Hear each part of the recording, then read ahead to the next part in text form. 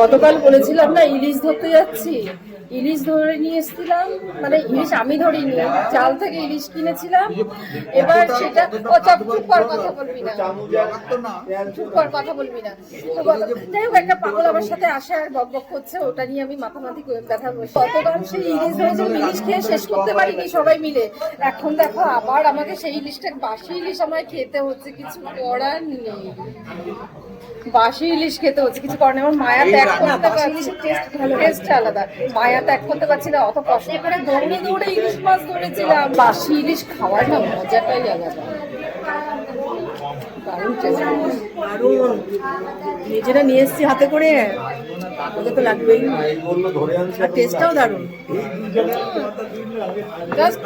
মানে ভুলতে পারছি না, অত দৌড়ে দৌড়ে মাছ ধরতে গেছি। কাউকে দেবো না, পাগলের মতো বলিস কেন? আমরা দুজন দৌড়ে দৌড়ে গেছি, আমরা দুজন